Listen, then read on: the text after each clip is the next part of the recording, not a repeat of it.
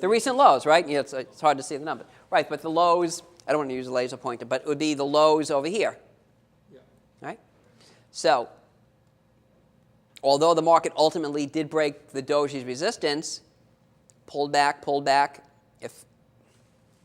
okay, so it would have met your target, so that would have worked out okay.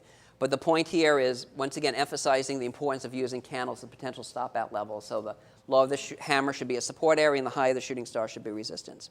So as we move on. Now, what we're looking at now is a combination of kind of a shooting star and a hammer. The hammer has a very long lower shadow. The shooting star has a very long upper shadow. This is called a high wave candle, and what it is a candle line made of a long upper and lower shadows. And what that means is that the market rallies. By the end of the session, the market pulls back. Okay? It sold off. Remember, lower shadow means it sells off by the end of the session. Because if there wasn't a lower shadow, if the market was weak, it should close as a black real body, right? So long lower shadow means the market sold off, rallied. The long upper shadow means the market rallied and then sold off. It's totally confused. A high wave candle, the reason I have this slide, the waves of an ocean, the Japanese compare it to the waves of an ocean. The market is really confused. It's totally confused. It goes up, it goes down, it doesn't know what it wants to do. And the Japanese have a wonderful proverb about somebody being confused. Let me see if I remember it. As if his hair is set on fire. Very visual, running around going, oh. So the high wave candle is telling us that the prior, what we do is look at the high wave candle compared to the prior candle. So for example, did the euro here have a sense of direction? Sure. Sure did.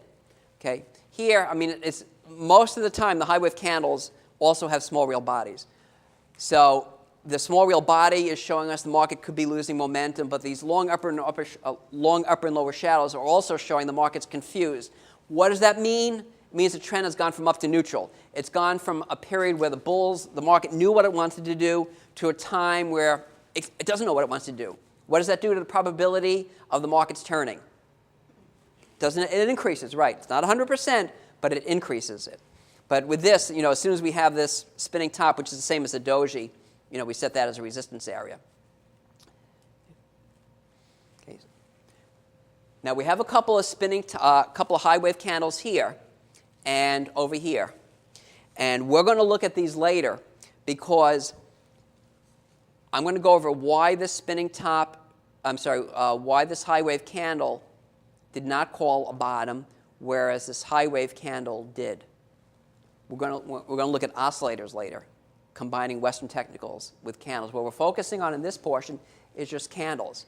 But we want the odds in our favor. How do we do that? By adding Western technicals. I tell people candlesticks are a tool, they're not a system. And by adding them, merging them to Western technicals, we're going to dramatically increase the probability of the candles working out. Okay, the next topic we're going to be looking at is, and a lot of this stuff is not in my books, including this one, or my Nissen trading principles, or the candlestick screener we'll be looking at later, is not really a candlestick pattern, but we're going to be using the candles to see how the market reacts as compared to how we think it should react. So let me go through this. A picture's worth 1,000 words, so don't worry about the understanding what the text is. When you see it, it'll be a lot easier. A bearish checkmate. That's when we have a series of white candles, because that shows us the bulls are in control. We have a series of white candles followed by black or small real bodies near the same resistance area. And what it's actually showing us is that the bulls can't maintain control of the market. The rally is being checkmated. The bull's checkmate is the opposite. Black real body and then no follow-through to the downside. So let's look. Case in point.